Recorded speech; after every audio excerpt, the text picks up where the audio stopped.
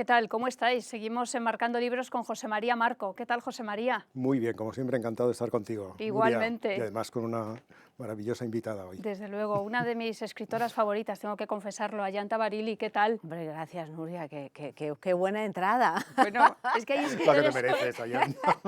Es Muchas verdad, gracias. es que hay autoras con las que conectas y yo con Ayanta ya con su novela finalista del Premio Planeta en 2018 ya conecté. Yo me acuerdo, Llegué emocionadísima a la yo- entrevista. No, bueno, yo me acuerdo que nos topamos con Un mar violeta oscuro, con la anterior novela, ahí en el pasillo de Es Radio, y estabas así Súper emocionada. muy emocionada. Emocionada. Y me emocioné yo también, claro, te vi emocionada y ya, pues... Es que Ayanta tiene algo de Woody Allen, que a mí yo conecto mucho con Woody Allen y tiene esa esencia de la emoción y también de la trascendencia, creo yo, y yo conecto con eso, Ayanta. Y del humor, porque aquí en Una Bueno, mujer y mucho dos humor. gatos No hay lo mucho puedes humor evitar. dentro del disparate, Eso es un ¿sí? registro muy importante, sí. Desde luego, es que Desde más el que... título. Sí. Yo no sé cómo colocar... ¿Lo metemos en algún género o no, Ayanta? Yo digo que es una novela de aventuras tragicómicas, porque esto empezó como unas crónicas para mí, una especie de diario que tampoco es un diario, una cosa rara, y poco a poco se fue convirtiendo en una novela, pero porque mi propia vida se fue convirtiendo en una novela en el momento menos propicio para novelar nada, que es decir, durante el confinamiento, en el que aparentemente no pasaba nada dentro de las casas y pasaba de todo al mismo tiempo. Pero a la Entonces, protagonista le pasa de todo. de todo. De todo. De hecho, es A la casi protagonista una que serie... soy yo. Claro. Porque casi- soy yo, sin más. O sea, no, No hay dice, que disimular, pero ¿no? esta es una autoficción. Digo que no, en las editoriales tienen la Que a mí me manía pasa todo ahora de la esto. autoficción. Digo, no, esto es tal cual. Bueno, ya, pero te habrás inventado algo. Que no. Puedo escribir algo donde no me he inventado nada. Quiero decir que la única invención, evidentemente, es la literaria, ¿no? O sea, ¿te Que- llegó una que pastilla de bueno, que- éxtasis en una bola de papel de periódico? Sí, señora. ¿De verdad? Y me la tomé. Al final. Al final. Sí. ¿Y qué pasó? Estado de alarma. Bueno, lo que pasó lo cuento Bueno, al sí, final sí, del sí, libro, sí. no voy a destripar el libro, pero bueno, lo que pasó es que me reconcilié conmigo misma y con este mundo tan convulso y tan pandémico y tan complejo, ¿no? A todos los niveles. Lo que pasó es que recuperé, a ver cómo te lo digo, exactamente el asombro de la infancia, es decir, el asombro de la belleza del niño que descubre la bóveda celeste. Eso pasó. Y a veces nos olvidamos de todo esto, no digo yo que haya que drogarse, ni muchísimo menos, pero bueno, por toda una serie de circunstancias llego a ello y una vez digo, pues voy a probar esto, voy a probarlo.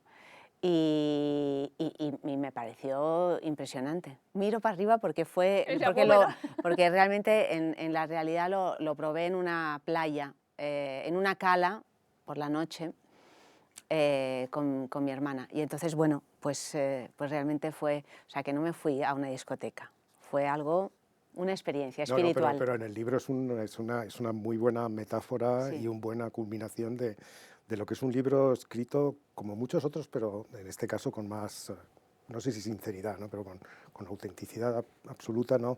De un recorrido complicado, ¿no? Que es el que descubre la epidemia y la enfermedad, ¿no? Entonces al final se descubren otras cosas, no se acaba la vida ni se ha acabado nada, ¿no? En absoluto, no se acaba nada, afortunadamente, entre otras cosas porque no somos lo suficientemente importantes como para que se acabe nada, quiero decir, los seres humanos, ¿no? Entonces, bueno, pues este es el recorrido de una Ayanta, iba a decir de una mujer y dos gatos, de una mujer que se encuentra sola en casa con dos gatos tras un momento pues, de cambio tremendo en su vida, ¿no? Que es un divorcio y que tus hijos se emancipen, ¿no? Entonces, tampoco es la historia de una mujer con el síndrome del nido vacío y todas estas cosas, porque no he tenido ningún tipo de síndrome del nido vacío, sino que he dicho, muy bien, o sea, vamos a empezar esta nueva etapa, pero es verdad que, bueno, que se queda uno un poco así, como diciendo, bueno... Descolocado. Pero sobre todo el descoloque llega porque de pronto me encierran en casa, como a todos. Y entonces a partir de ahí, pues viendo lo insólito de la situación, empiezo a tomar unos apuntes, más con ánimo periodístico que otra cosa. Empiezo a tomar unos apuntes diciendo, bueno, esto tengo que dejar un rastro escrito, porque a saber en qué se va a convertir esto, y de pronto me explota una novela entre las manos, cuando en realidad estaba escribiendo, y estoy a día de hoy escribiendo otra novela que es más voluminosa y que todavía no he acabado. Por lo tanto, acabé escribiendo Una mujer y dos gatos por la mañana y la novela que sigo escribiendo hoy por la tarde. Y Una mujer y dos gatos es un experimento pues, bien curioso, porque es una novela que se va haciendo según voy viviendo, y yo esto sí que no lo había hecho nunca. Pero los personajes se establecen casi desde el principio, y eso es lo bonito de la novela, es casi como una serie de televisión.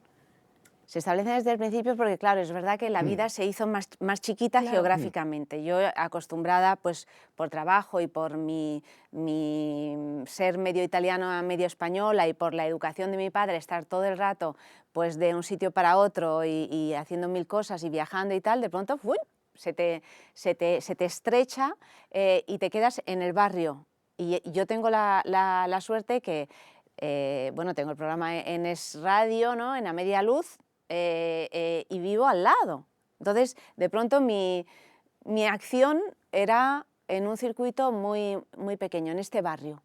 Y en este barrio hay una serie de personajes un poco que voy conociendo, porque nunca nos habíamos fijado en los vecinos, y un poco que ya conozco porque son, pues, como Aitana, amiga de toda la vida, que vivimos al lado, ¿no? Entonces se convierten en los personajes de esta novela. Y los gatos, por supuesto.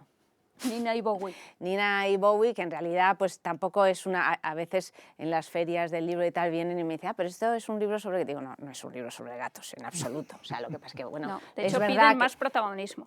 Piden más protagonismo. Es verdad que piden más protagonismo, porque el título, dices, dos gatos y luego... Bueno, pero es verdad, claro, están ahí. Son dos personas, iba a decir, dos seres muy importantes para mí, porque les tengo muchísimo aprecio y muchísimo respeto, pero bueno, el gato al final pues no deja de ser la metáfora de esa rebeldía y de esa desobediencia que es la que hace gala Ayanta de pronto. Es decir, descubro algo que es curiosísimo, porque no acabamos nunca de conocernos a nosotros mismos según las circunstancias en las que estamos. Claro, no es lo mismo vivir sin pandemia que con pandemia, o no es lo mismo haber nacido en la Primera Guerra Mundial Desde luego. O sea, no es lo mismo, ¿no? Entonces, de pronto descubro en mí pues una irritación, una mala leche, de verdad, que sí, no, eso una es muy, mala leche. Yo quería preguntarte sobre ese punto tan particular de la novela. Y una desobediencia, un decir, ¿cómo? Desde luego, no voy a perder un juicio crítico en todo esto. No lo voy a perder.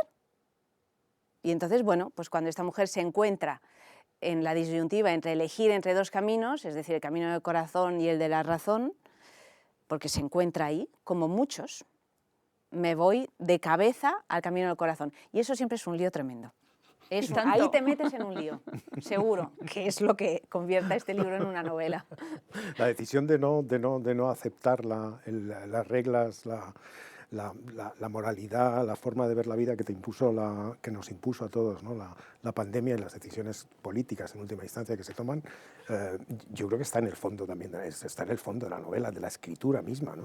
Completamente, pero fíjate que tampoco es una cuestión de... A mí me interesa muy poco la política, no, siempre me interesa... No, pero tienes razón. En el sentido muy general de la palabra. No, pero tienes razón, es decir, que a mí... Sino de cómo vives la vida en común, claro, ¿no? De cómo o sea, te sitúas en la sociedad. De pronto es cierto que en esa situación la política, por lo menos en lo que a mí se refiere, porque es una visión absolutamente personal, tiene unas consecuencias directas en mi vida, que no habían tenido hasta ese momento. Política, por cierto, que a mí me ha parecido pues igual la de aquí que la de allá, porque he estado pues eso, en contacto con Italia y tal y cual, y las decisiones han sido pues todas muy parecidas, los resultados muy parecidos, o sea que tampoco me parece una cuestión de tal partido, tal otro, eso no me interesa nada. Pero es verdad que te ves constreñido en una serie de reglas que algunas de ellas o muchas se han visto que eran completamente un disparate, y es la parte surrealista que tiene la novela, es decir, todo el humor que hay en el análisis de lo que nos proponen, en un análisis visto como diciendo, yo me voy a salir de aquí, voy a ver esto desde arriba. ¿Y esto qué es? O sea, ¿realmente me puedo creer esto? Pues no. Y de la misma manera que ahora mismo pues ya también lo vemos de otro modo, pero en ese momento estábamos dentro de esa olla, ¿no? Y entonces, bueno, intenté protegerme y proteger a los míos, que al final es una novela también muy familiar, muy del amor ese, bueno, de sangre, ¿no? Que tienes hacia los amigos de ese primer círculo de amistades y por supuesto hacia los hijos, la familia directa, de decir, bueno, en esta situación, ¿cómo nos organizamos para que a mí no se me muera nadie en el hospital y yo no pueda estar con esa persona? Porque no lo voy a permitir. Eso es lo más grave de la pandemia. No lo voy a permitir. Tú me puedes decir, bueno, que me lo han dicho, eres una insolidaria, eres una... Me da igual. Yo no creo en absoluto que sea una insolidaria y de hecho me organicé de manera que eso no fuera insolidario. Es decir, coger a esa persona y sacarla del hospital y llevármela a casa y tragarme yo todo lo que es llevarte a una persona muy enferma a casa sin ayuda de nadie. O sea que te quiero decir que insolidaria en absoluto, pero dejadme ese margen libertad, de acción, claro. de libertad, en el que yo, porque entre otras cosas creo que las consecuencias psicológicas de no haber podido hacer esto, yo en un momento dado me di cuenta... ¿Cuántos duelos nos han Claro, producido? porque a mí se me puso enferma una persona queridísima, una madre, porque yo soy huérfana, una persona que realmente me cuidó desde pequeña, se me puso enferma en esa circunstancia, no de COVID, de otras cosas, que es también lo que hemos visto, ¿no? Que uno se pone enfermo de otra cosa y bueno, pues sufres las consecuencias de toda esta... del COVID, ¿no? O sea, lo vives como si tuvieras COVID incluso, ¿no? Y yo ante esa tesitura dije, no, yo esto no voy a poder vivir yo después. Y soy muy joven todavía como para crearme un problema así, ¿no? Entonces, bueno, pues claro que es un libro en el que se hace una reflexión sobre la libertad individual sin dañar al otro y sobre bueno, pues no ir detrás de todo como ovejas, ¿no? Es que también tienes la libertad de querer autodañarte. También, por un fin superior, también, que es el amor a tus seres queridos, ¿no? Claro o sí. una despedida. Claro que y sí. eso no es verdad que no se permitió a los españoles. No, ni a los verdad. españoles ni a los ninguno. italianos, Bueno, porque sí, además ni a ninguno, porque esta parte de la que estoy hablando se desarrolla en Italia, ¿no? Sí, O sea, te quiero decir que... Sí, desde luego. Sí, esa parte es muy bonita, ¿no? O sea que, bueno, descubrí... Te felicito por esa parte. Bueno, el libro está muy bien, pero esa parte es muy bonita, muy conmovedora. esa cosa, las flores, ¿no? todo eso es muy Claro, descubrí esa cosa de que yo siempre he sido bastante buenecita.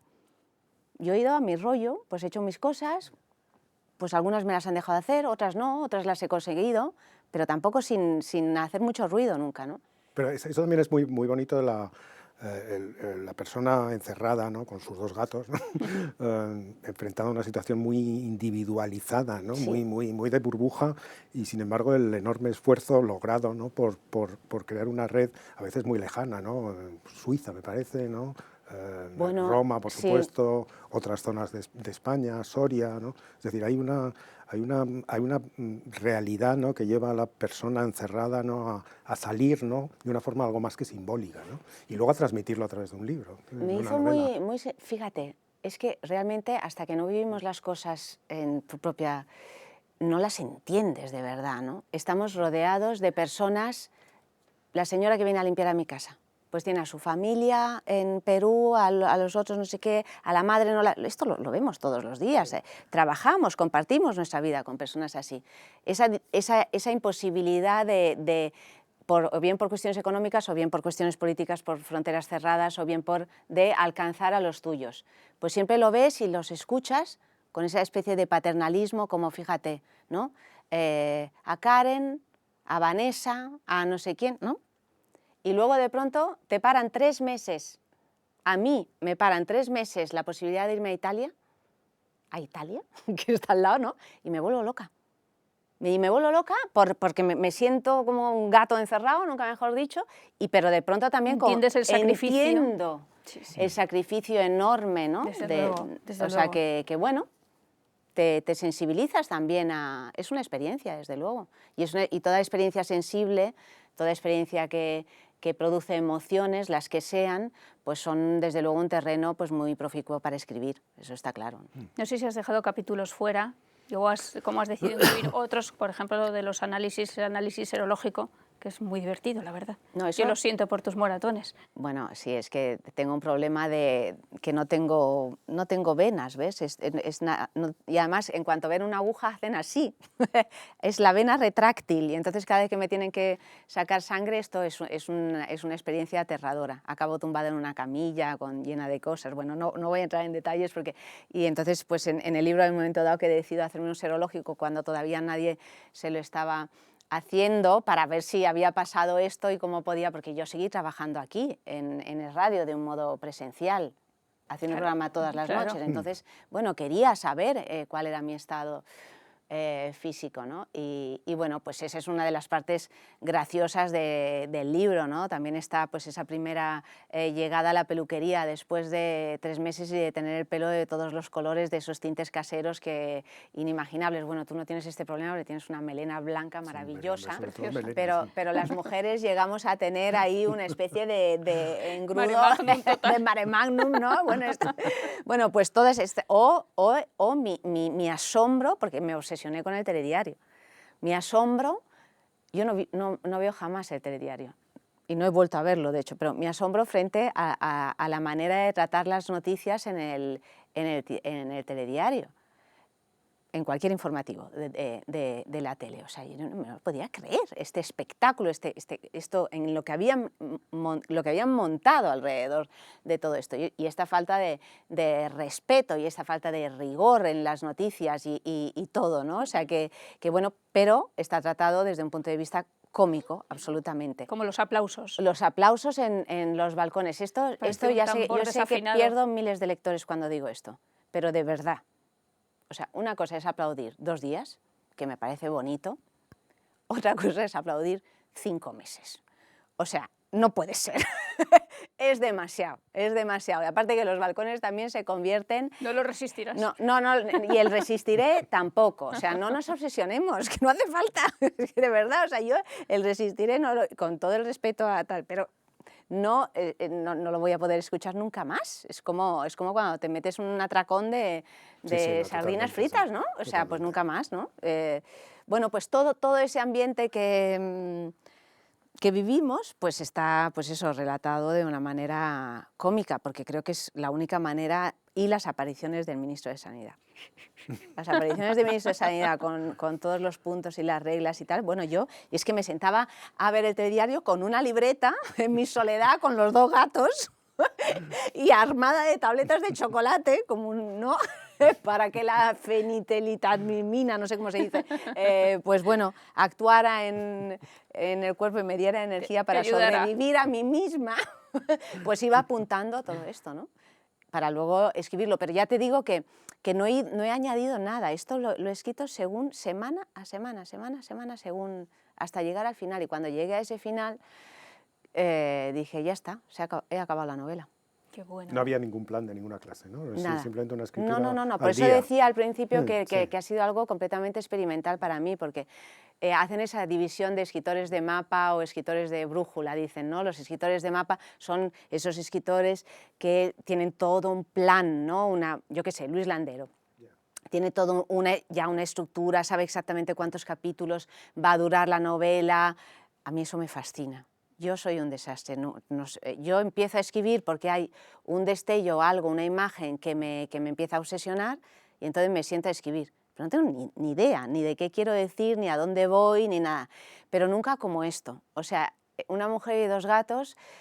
o sea, porque en las otras, bueno, por lo menos sé cuál es el final. Suelo saber dónde quiero llegar.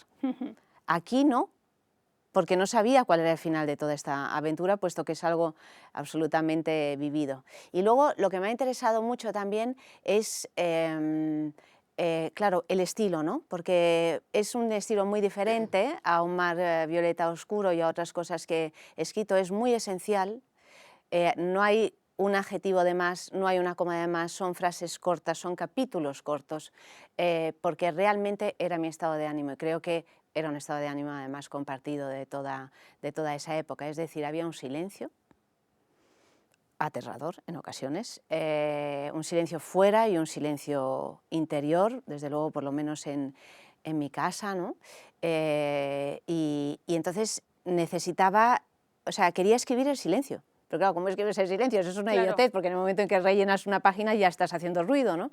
Pero Una frase hacerlo, corta, es verdad que ayuda. pues eso, de una manera lo más esencial posible. Era el tic-tac del reloj de la cocina. Eso es un hallazgo, lo de los capítulos tan cortos. Sí, Es verdad sí. que al final puede ser una historia reiterativa en cuanto que nos ha pasado a todos más o menos, no las anécdotas, no los detalles. Entonces, capítulos más largos, lo mismo en el libro, pues se hacía pesado, porque al fin y al No, cabo porque es un absolutamente entierro pesado. sensorial, es Claro, algo es que no sensorial. es un ensayo, Pero no es un claro, ensayo, no es para una nada, reflexión abstracta, para nada. no es Entonces son no capítulos es una tan reflexión a cortos. posteriori tampoco. No. Claro, son flashes. Son flashes, sí. Y además de emociones sí, en el sí, momento. y te sí. permite esperar el siguiente capítulo de ese personaje. O sea, vas siguiendo Claro, y además el además hilo de cada no personaje. quería realmente que fuera una reflexión a posteriori, Claro. porque la reflexión es muy interesante, Ah, es no, otra por cosa, supuesto, no, claro, es claro. otra cosa, Pero estamos cansados también pero de tanta sí, posteriori. Bueno, no, pero es otra pero cosa, bueno, pero es otra historia, cosa, o sea, otra quería historia. realmente que tuviera esa frescura asumiendo el posible error, porque claro, el posible error de visión, ¿no? También porque estás ahí y no tienes ninguna perspectiva, ¿no? Pero me gustaba esa cosa así de... Y luego todos los que participan, los personajes reales de esta historia, de hecho está Que lo dedicado han a leído, ellos, claro. lo han leído, no solo lo han leído, sino que lo fueron leyendo semana a semana porque se lo iban mandando por entregas. sí? Sí, para entretenernos, como no nos podíamos ver, yo Qué digo, gracia. estoy escribiendo escribiendo una novela sobre nosotros, os la voy enviando. Y bueno, lo esperaban porque lo enviaba cada lunes. Y yo qué sé, si de pronto me retrasaba y se lo enviaba el lunes por la tarde, me empezaban a llegar WhatsApps, digo, pero envía esto, ¿no? Y realmente ha sido una novela por entregas a mis amigos. A Qué mis bueno, amigos, ¿eh? a mi padre, a mis hijos, a mi entorno, ¿no? Esto es muy gracioso. Es muy gracioso. ¿Has incorporado alguna observación o no? Tú seguías, es decir, ¿tenías feedback? Bueno, ellos me enviaban... No hay, No, en el libro no hay incorporado ninguna, pero tengo todos los WhatsApps de su Sí, época, claro, de la claro. época aquella, Claro. y se morían de... Y además había algunas cosas que decía, esto si publico esto, porque tampoco pensaba publicarlo, no sabía si lo iba a publicar. Digo, si esto se llega a publicar, ¿esto lo puedo poner o no lo puedo poner? Y al principio era, bueno, ya veremos. Y al final, según ya se fue acabando la novela, públicalo todo, o sea, Da igual. es que ya da igual, ¿no? Sí, sí. Lo del pavo real también es real. Lo del pavo real, Porque claro. Allanta tiene esa parte también simbólica, mágica. Es que yo vivo ahí. Bueno, pero es que tengo esa parte simbólica y mágica porque la veo realmente. Es que aquí hay pavos reales al lado. Claro, o sea, yo vivo ahí cerca del Parque Romántico de Madrid, Sí. el Parque de Fuente del Berro, y eso está lleno de pavos. Claro. Y los pavos salen cuando están en época de celo, en primavera y tal. Pero lo se hicieron meten en por las tu casas. novela, y lo sabes. Lo hicieron por mi novela. O sea, Eso por supuesto. yo creo realmente que sí, pero que es verdad que toda esa parte simbólica y tal, que me dicen, joder, qué fantasía tienes, ¿no?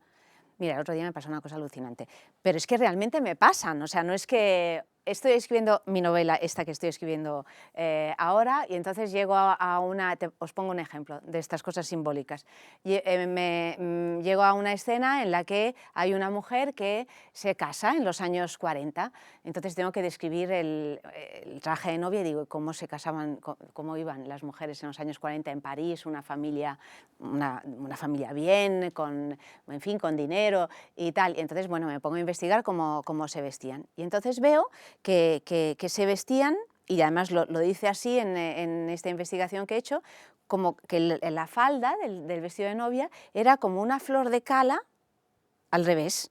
La flor de cala son estas flores blancas que hacen así, ¿no? Que se envuelven como en sí misma y es como un cáliz puesto del revés. Y digo, uy, qué imagen tan bonita, ¿no? Además la textura, la cosa sedosa de la flor. Y me enrollo a escribir esto de la flor de cala, y además la flor de cala ya empieza a tener un significado ya en el mismo personaje, porque descubro que la flor de cala es símbolo de pureza. Bueno, todo lo que os podáis imaginar, los letraheridos, y entonces termino de escribir todo este capítulo alrededor de la flor de cala, me asomo, yo tengo un pequeño patio, y veo que ha brotado, así como con unas hojas muy grandes, una planta nueva en mi patio, bonita, o sea, con unas hojas carnosas y tal, y a mí me gustan mucho las plantas.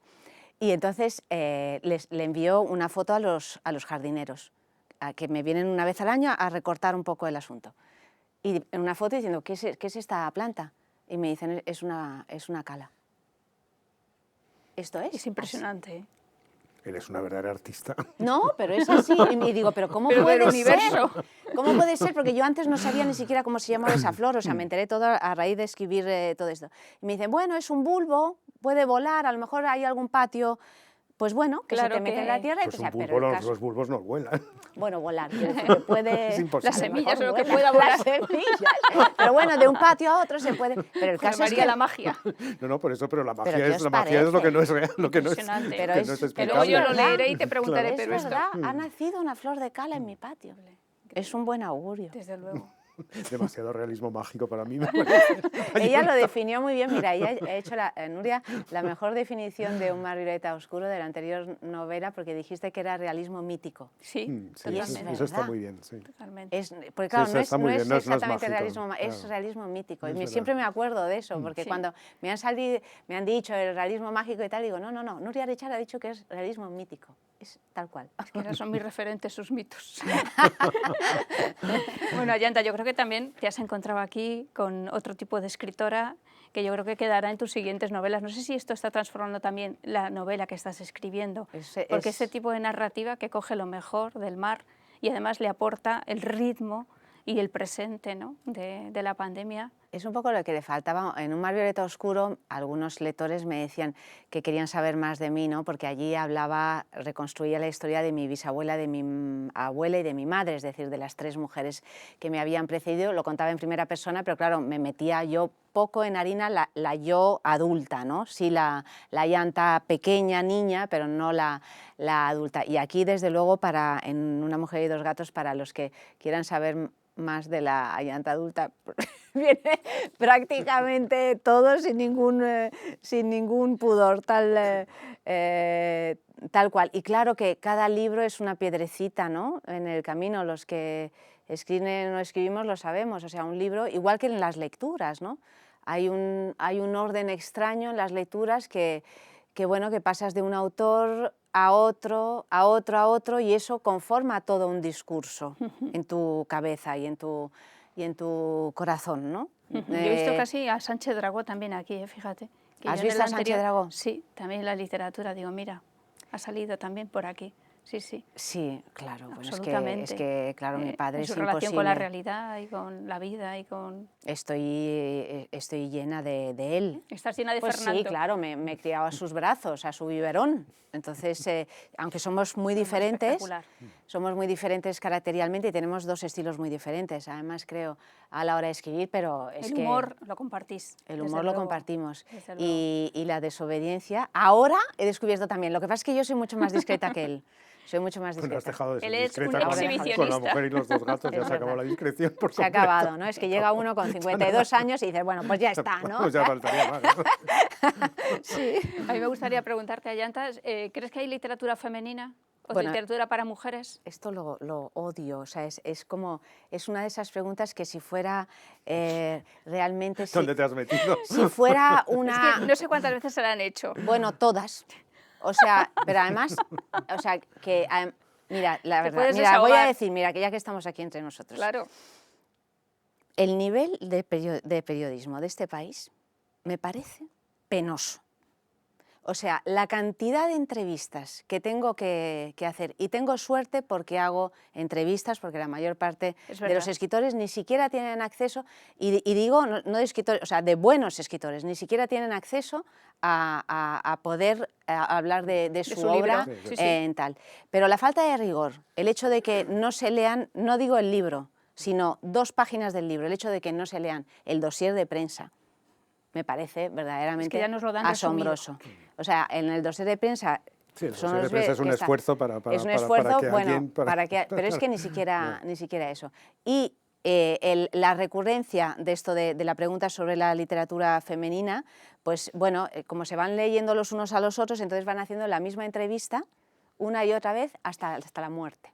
O sea, hasta el final de mis días y de nuestros días. Es que me río porque te imagino el punto de vista que debes de poner, la cara que debes de poner. No, bueno, es que al principio quiero decir, hace 3 o 4 años, cuando publiqué mi primera novela, contestaba con cierto, bueno, me esforzaba en contestar.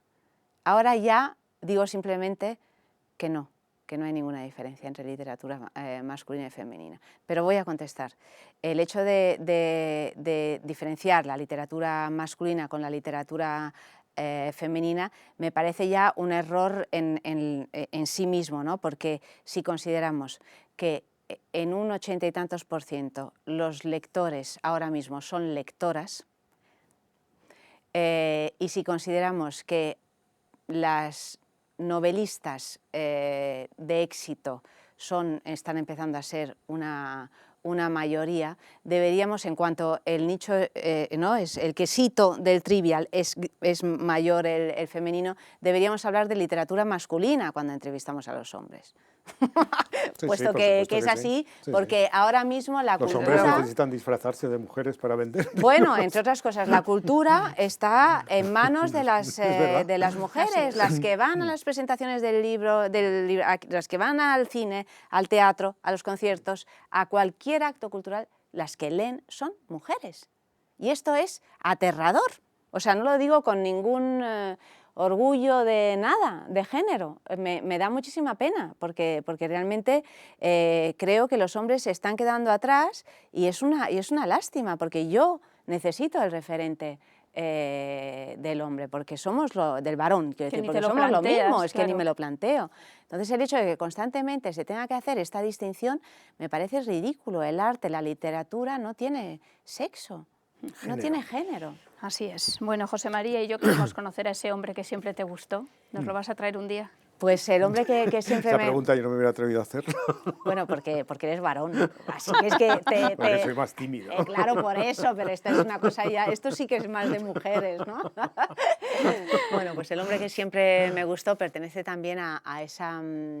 Hay un hombre que siempre me gustó y al que nunca le hice caso, que así lo llamo en el libro, realmente existe. Es maravillosa la definición, la denominación. Realmente existe, porque estoy en un momento de mi vida que después de una serie de chascos sentimentales sostenidos en los últimos 35 años, y con historias largas, no quiero decir que no, con historias largas, pues hombre, estoy en un momento gatuno. De ahí una mujer y dos gatos. O sea, que te acercas cuando quieres. Que me acerco cuando quiero, que voy y vengo, que no quiero ningún tipo de compromiso. Estoy en esa fase, pero bueno, he mejorado, digamos, porque antes estaba que no quería saber nada. Ni ronroneabas ni nada. Ni ronroneaba ni nada. O sea, daba un zarpazo al primero que se me acercaba, un zarpazo con elegancia, pero tal, ¿no? Entonces este hombre sí existe, pero es cierto que también, pues al igual que los gatos, es también una metáfora de tantas otras cosas. O sea, llegados a este punto, a esta madurez que tengo, y después de tanto problema sentimental, hago el recorrido de mi vida y aparecen como arbolitos estos hombres a los que, por las razones que sean, ¿no? O bien porque tú en ese momento no podías, o porque él no podía, o porque, que a mí eso me resulta muy evocador literariamente, pues nunca pasó nada con ellos, que te gustaron, pero nunca pasó nada con ellos, ¿no? Y fue, pues eso, el hombre que siempre me gustó y al que nunca hice caso, ¿no? ¿Y qué habría pasado si le hubiese hecho caso? Buenísimo. A lo mejor me habría ido mejor, o no. ¿No? Sabe, no claro. Lo sabemos. Bueno, pues es un poco eso, ¿no? Es cuando llegas a ese punto de decir, realmente todas mis decisiones sentimentales, profesionales, familiares, ¿no? Vitales, ¿son acertadas? ¿No lo son? Y al final ¿qué más da? ¿No? ¿Qué más da? Aquí estamos. Pues eso. En fin, Ayanta, es un placer leerte, es un placer charlar contigo. Vamos a recomendar el libro Ayanta Barili, Una mujer y dos gatos, publicado por Planeta. Y te vemos con la novela. ¿Para cuándo, más o menos? ¿Eso se puede decir o no? Sí, bueno, o sea, se puede decir, no se puede decir porque no sé cuándo la voy a acabar, pero estoy ya la tengo muy avanzada. O sea que no tengo fecha de publicación, pero yo creo que el año que viene la vemos. Pues muchas gracias, pues muchísimas gracias por invitarme. Gracias. Gracias, Ayanta. Gracias, José María. Gracias a ti. Gracias a todos por estar ahí.